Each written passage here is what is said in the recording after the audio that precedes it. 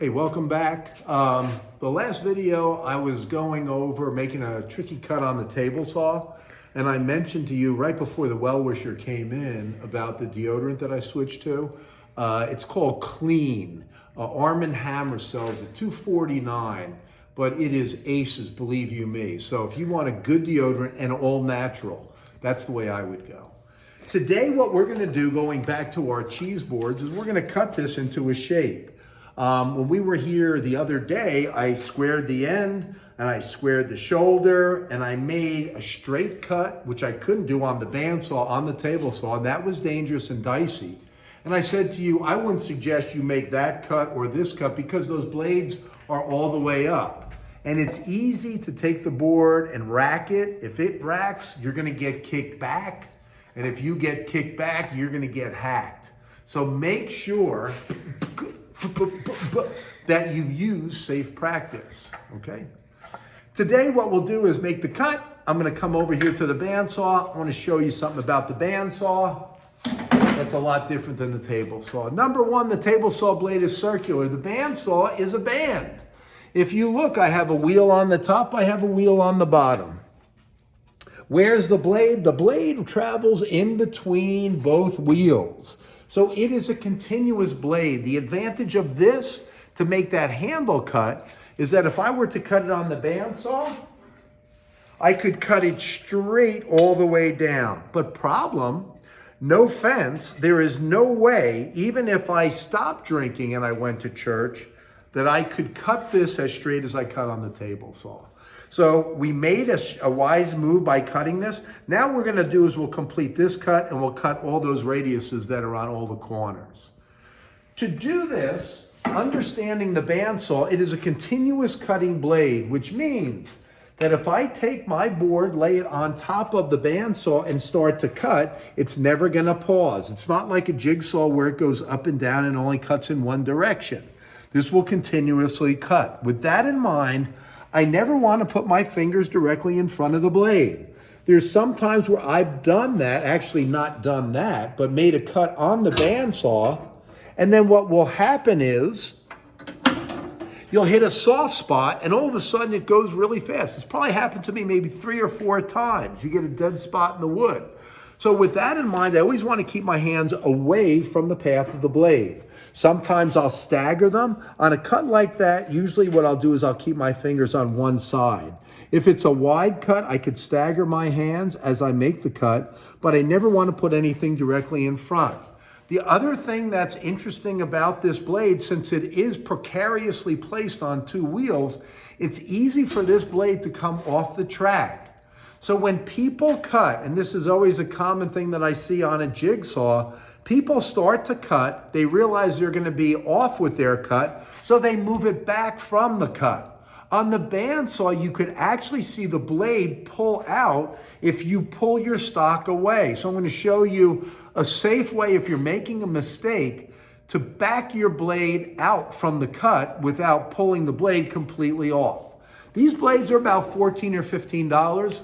We have one student in the shop this year who said to me, hey, with that blade breaking, that one, you go through quite a few blades. We do. And sometimes they just break with age. So don't feel as though, unless you know you're using the not correct practices, don't feel as though it's unusual for a blade to break, because it really isn't. Hopefully it doesn't break when I make my cut. What I want to show you is what I just talked about, making a cut and backing it out. So I'm going to draw a curve like this, and I'm going to try to cut that out and back the blade out without snapping the blade. The other thing you should understand about this is that this blade is about 1/4 inch wide. So it's not like it's a laser beam, okay? It's not like it can cut on a dime. It needs a certain radius to clear. Sometimes if you guys are making a tight cut, you can actually see the blade spark up against these guides. It's telling you, hey idiot, you're making it too tight. So what you want to use are something called relief cuts. We'll probably talk about that when we cut the handle.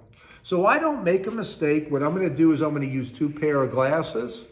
I get my bifocals on. I'll clean them off.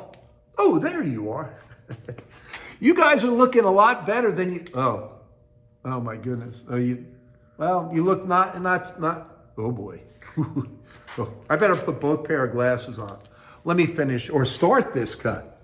Just like with the table saw, I'll move the board off of the saw. I'll start it up. Lanyard's going to go in the back. And what I'm going to do is I'm just going to make a cut. It doesn't really matter where my cut is.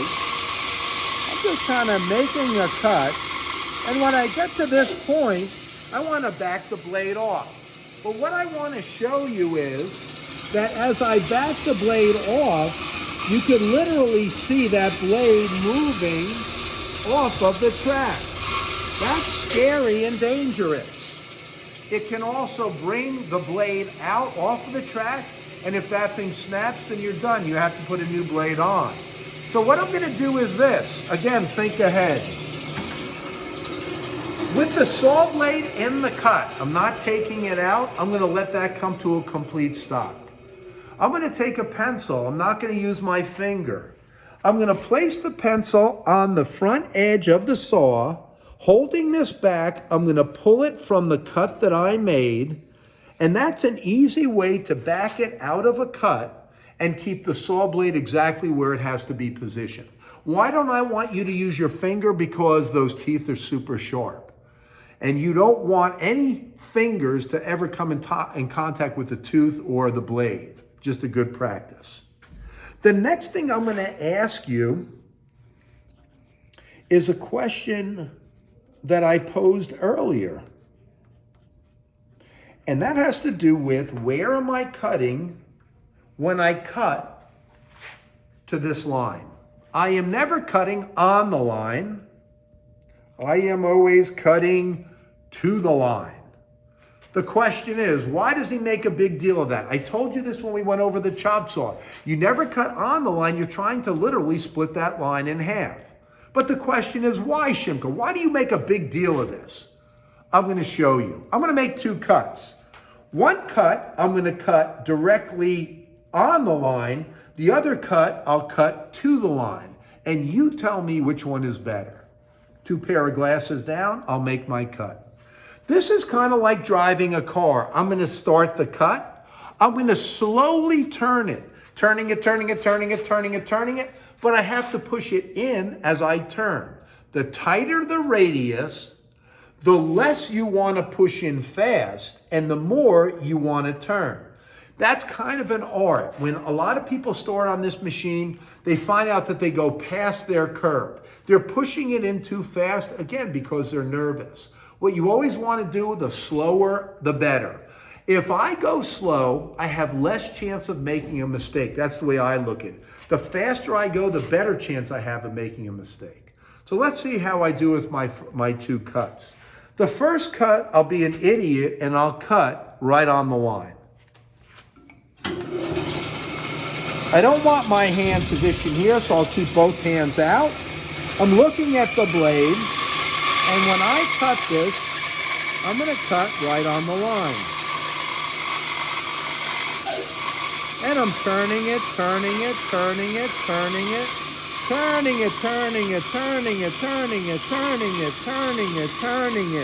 At the end, I make sure I go off. So I cut directly on the line. On this cut, I'm going to do it the right way, which is the question again. I leave the line. I'm cutting to the line. I'm going to grab hold of my board, stagger my hand, and now I'm going to be conservative. Push it in slowly, turning it. Pushing it in slowly,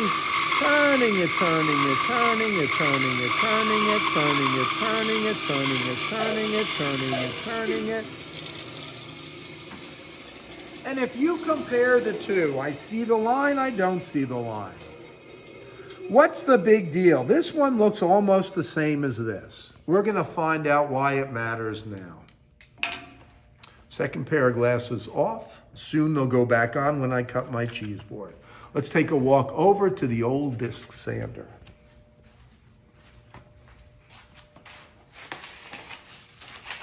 When I get to the disc sander, This, my friends, is the most misunderstood piece of equipment in any shop, especially if you're dealing with kids.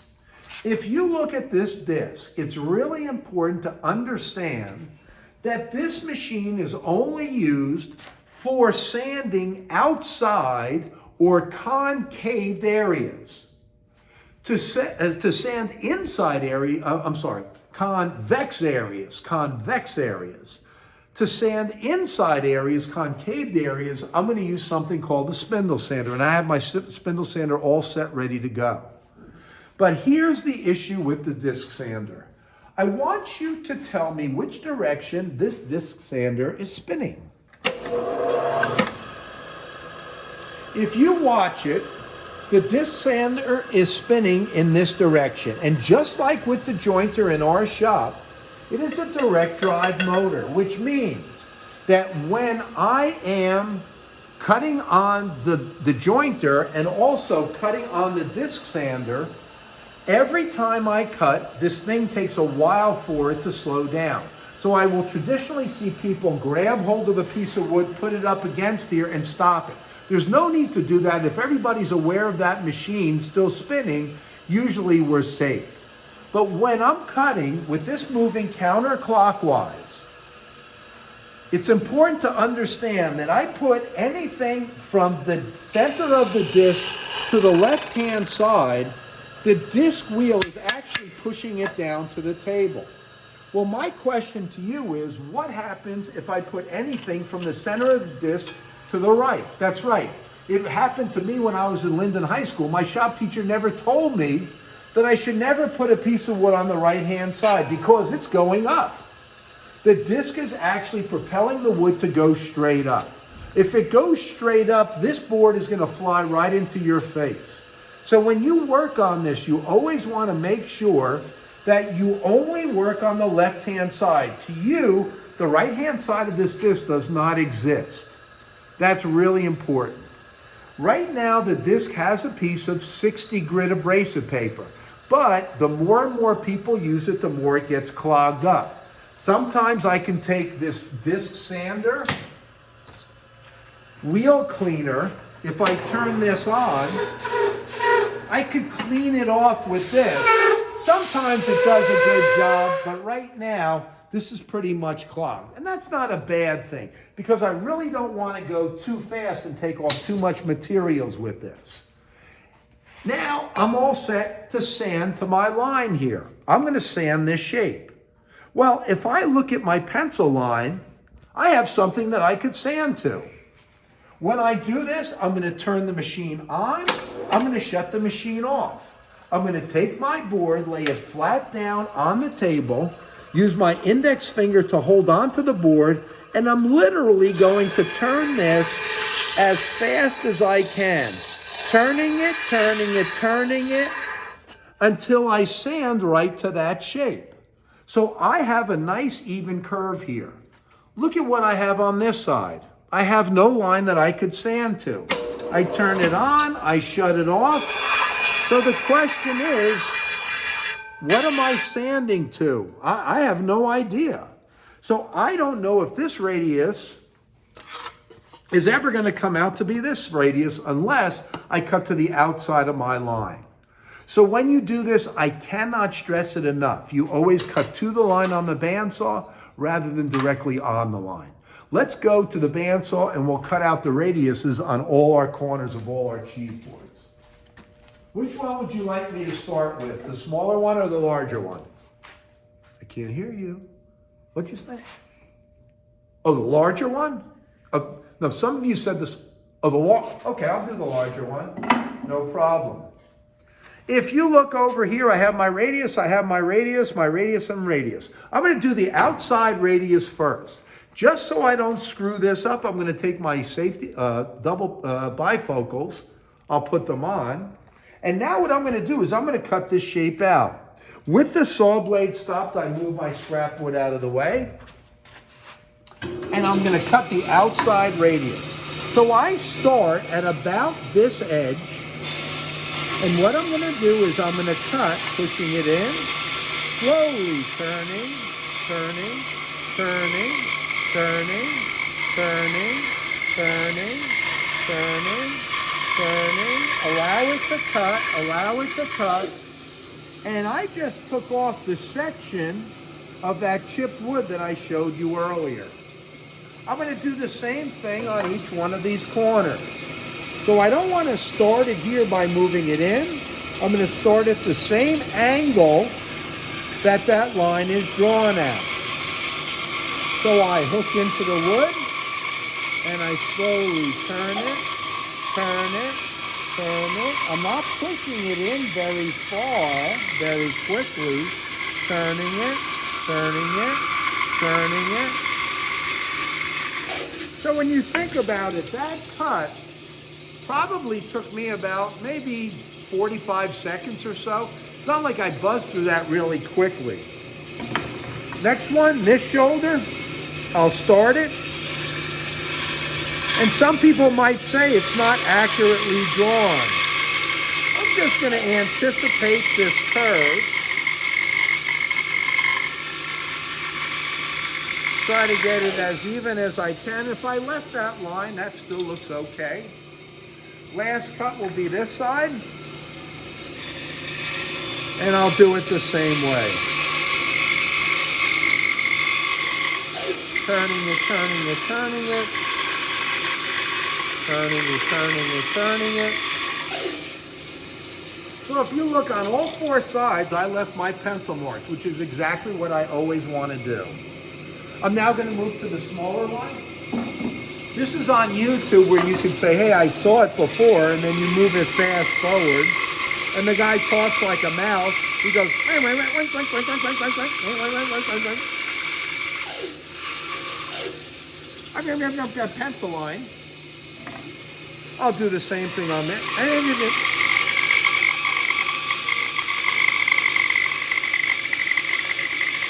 Uh-oh. Got a little too close to the line right there. There are those chips I want to get rid of.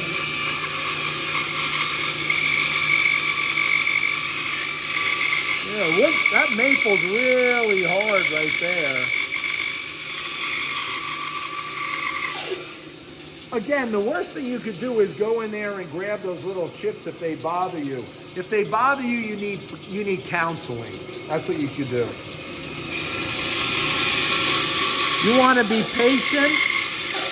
Take your time and wait until everything is over before you move any chips out of the way. Well, I will tell you something. That maple on those ends are definitely, that stuff is definitely harder than any of the cherry, walnut, or anything else that I have. I saved the most important part for last, and that is these handles. I'm going to now finish this handle, but we have to know something about that bandsaw I already told you about. I said the radius that you could cut is very limited on this bandsaw. So if you look and try to make this in one complete cut, no good. A lot of times that bandsaw blade will snap. So I am going to do something called a relief cut. A relief cut is a series of cuts that I'm going to make straight in and straight out. Why are they going straight in and straight out? Because it's always easier to back a blade off out of a straight cut. If it's on a curved cut, it becomes a challenge. And as I said before, if that blade starts to pull out, as you back your board out and that comes off the track, you're gonna need a new blade. So what I did was a series of relief cuts, just mark them out on this piece. Sometimes it's better on the opposite side. This is more accurate to the line. I'll mark relief cuts on this one. I'll do the same thing on my larger board since I'm doing the same thing. This one looks like it's more accurate on this side. So I'm gonna mark it on here. This side looks better over here. So I'll mark my relief cuts here. And again, I don't have to follow it. I just want to go straight in and give you an idea of why that's the best practice. I'm going to put both pair of glasses on. I'm going to pray that the saw blade doesn't break. I'll turn this on. I better put my lanyard in the back. Sleeves rolled up, safety glasses on. Here we go. I'm just gonna lower this guide a little bit just to make sure that the blade is stabilized a bit. I'm gonna go straight in. I don't go right up to my line. I go, of course, just a little bit to the line to make my relief cuts.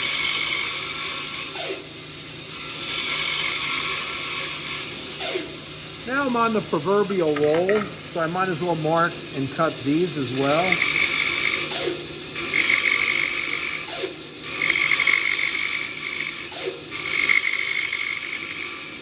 Somebody asked me, how many do we need? Not like you could put in too many. As this cuts, the saw blade, as this cuts, the saw blade will get to a point and it will break off these little sections, allowing the blade to turn without binding up. And that's the point of this relief cut. Oops.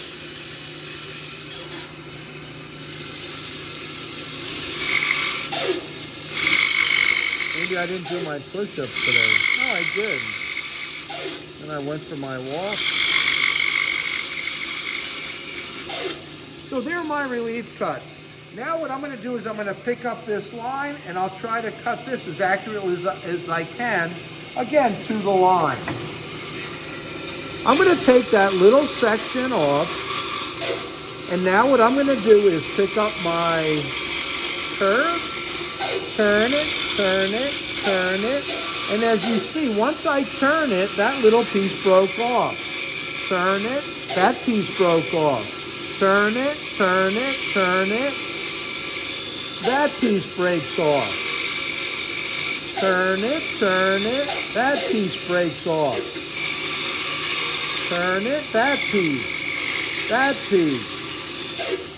As I continue my cut. So when you're looking at this, you'll feel this and it will definitely be jagged. And if I want, I could clean that up with a little piece of 60 or 80 grit abrasive paper. Right over here, I'm going to cut a little bit closer to that line because I can feel that kind of sticks out a little bit. So right there, that feels pretty even. I'm going to move over to this side. I'll do the same thing on this side.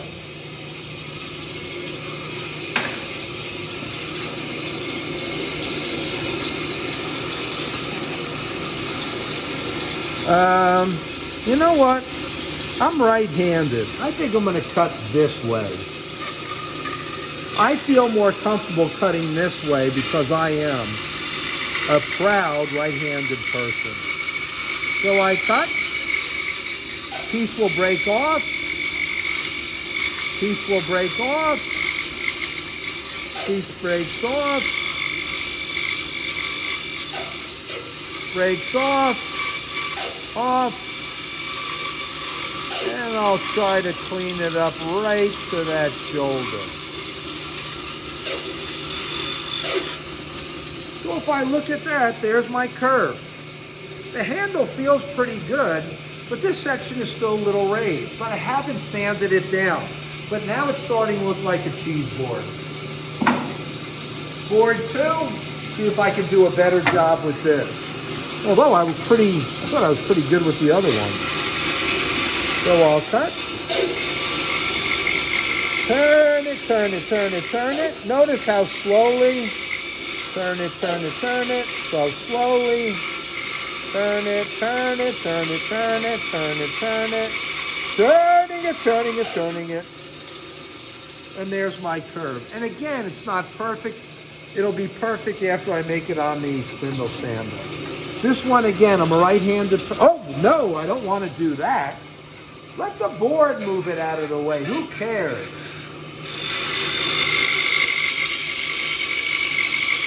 It breaks off.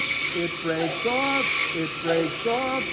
turning it, turning it, turning it, turning it, turning it, turning it, turning it, turning it, turning it, turning it, turning it, turning it, turning it. So there's my curve on this handle.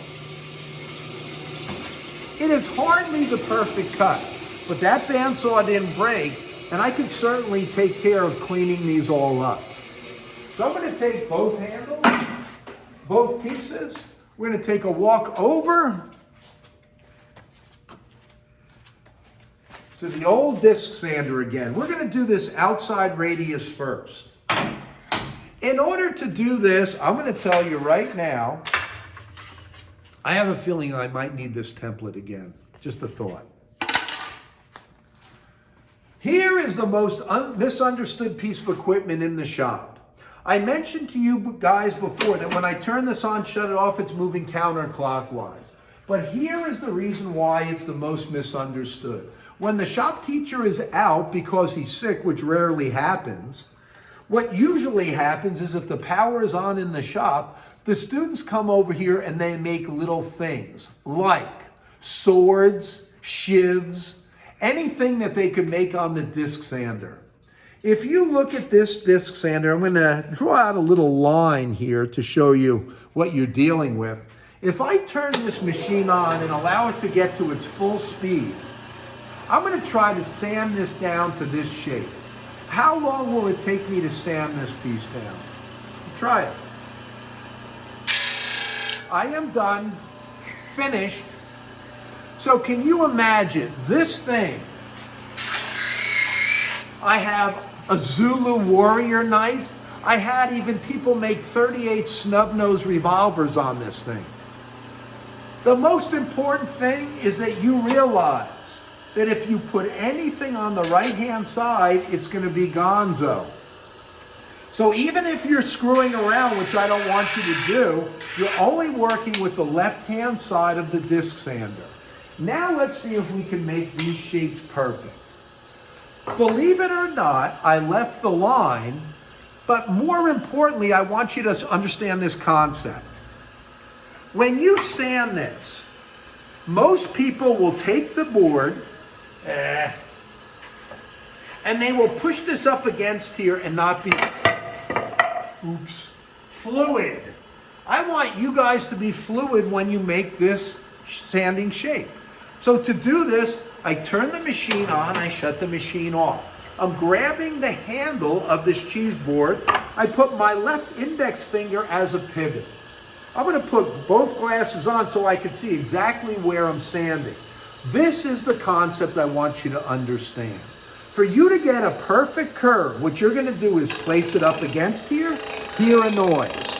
I am going to turn it in this direction, turning it, turning it, turning it, so it almost touches this end on the disc, but it doesn't. I'm going to bring it back, turning it, turning it, turning, not putting a lot of pressure on here, so it almost touches the edge, but it doesn't. I bring it back one more turn, and this will be absolutely perfect, flawless. I'm not necessarily sanding to the line. I'm more or less sanding up to an edge and up to an end. So let me try that one again. I'm going to turn this on a little bit faster. I'll shut it off again. Grab hold of it by the handle, keep it flat, don't ever lift it up at an angle. What I'm going to do is touch it. I hear the sound. I'm turning it, turning it, turning it, turning it. So it almost touches this edge, but it doesn't. I bring it back. So it almost touches the end, but it doesn't. I bring it back one more time. And this will be perfect. That's what I'm shooting for, that nice, smooth, rounded face. So that when I put this up against here, I don't feel any flat spots, okay? Now I'll do these sides. So I'm gonna put it just so it makes contact. I'm gonna, Well, uh-oh, I got a problem here. What's the issue? I'm gonna hit this handle before I sand this corner. How could I do that? I heard somebody say, go to the right-hand side? No? Cameraman says no. How can I sand this without hitting that? Cameraman says flip it to the other side. I see, said the blind man. So I take this, I flip it over to this side. I'm going to butt this up against the sander. Turn it, turn it, turn it, turn it, turn it, turn it. So I almost touch the edge, but I don't. I bring it back, turn it, turn it, turn it. So I almost touch the edge and I don't. I bring it back one more time, and there we go. And I could close my eyes and touch this and it should feel nice and smooth. This part has a burn mark. That's the side I already did. I want to even that out because if I look at it, it looks a little loud over there. So I can go back, touch it, move it a little bit. That looks a lot better, and I also took out my burn mark. So this side looks good, this side looks good, this side looks good. This side, oh, I don't have to flip it over. I can still hold on to the handle. Turn it, turn it, turn it, turn it, turn it, turn it, turn it, so it almost touches. I come back, keep coming, keep coming, keep coming, keep coming, keep coming. It almost touches the edge. I go back one more time, super lightly.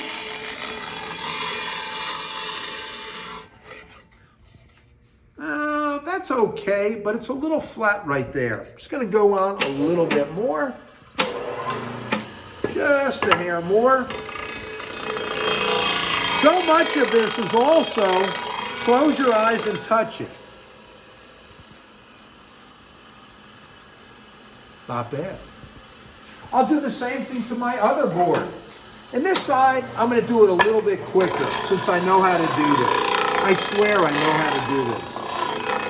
So I take it, touch it, move it, flip it over because I can hold on to the handle. Take it, touch it, almost. Come back. I come back one more time. That looks like a good radius, although that side looks a little flatter than this side. So we'll flatten this side out. I'll do the same thing on this side. Take it, touch it, move it. So it almost touches the end, bring it back.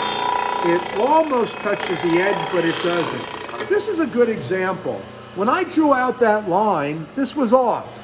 But what I did was I used that principle, that concept of almost touching it, and it worked out just fine. So I'm not sanding necessarily to the line, especially if I screw this up. It almost touches the edge, but it doesn't.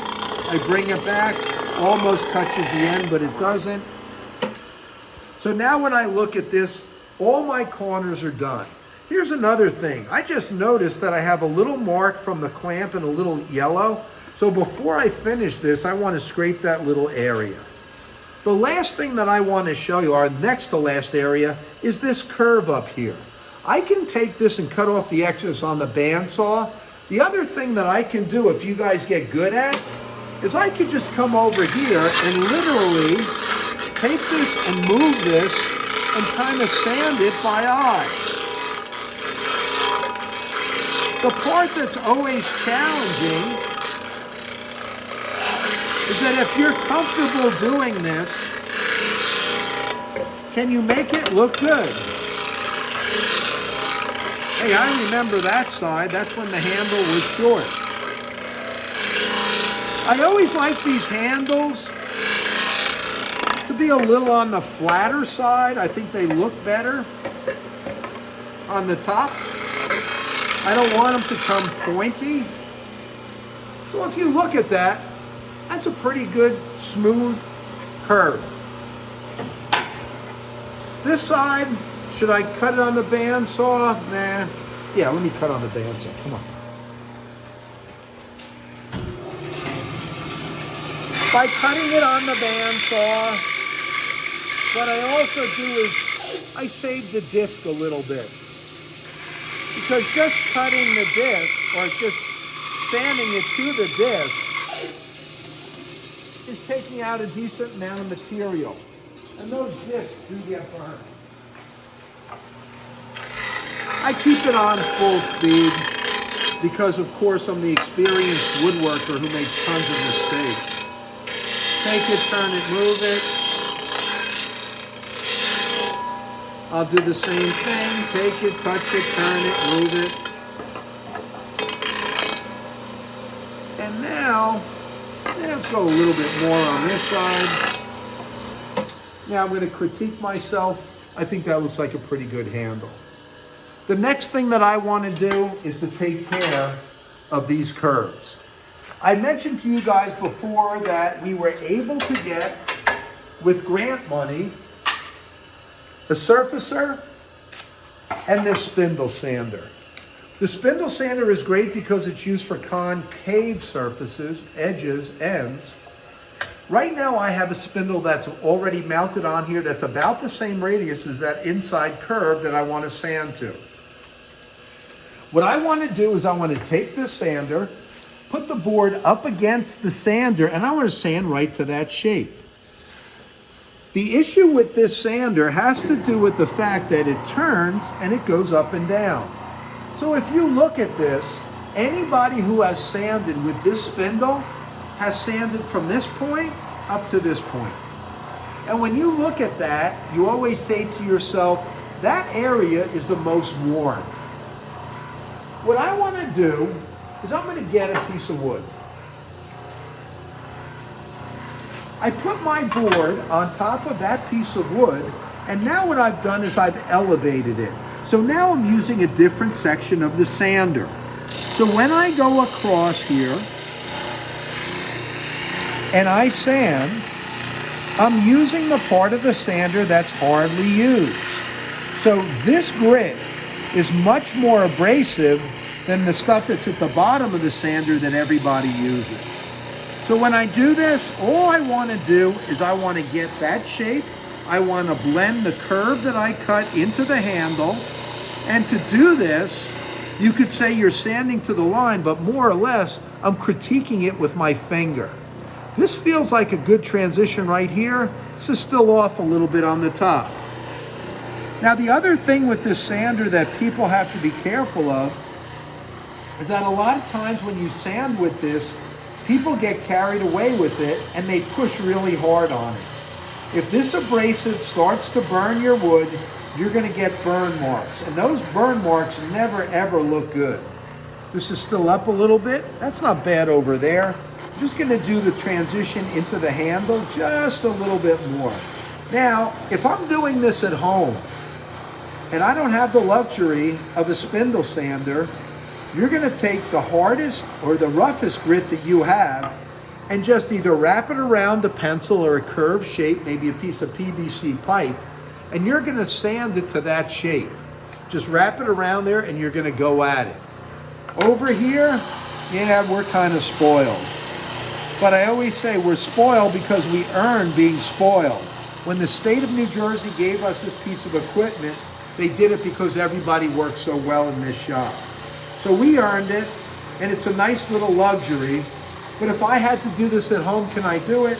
Yeah, with a little bit of time, a little bit of sweat, a little bit of PVC pipe and 60 grit, I can probably do the same thing. If I look at this, not a bad transition here, still up a little bit over here. What I'll do, and I don't want to bore you guys by watching me spindle sand, I'm going to spindle sand this and the other cheese board that I have. And then what I'll do is I'll meet you over at the router table after I get this done. How about if I see you there in a couple of minutes?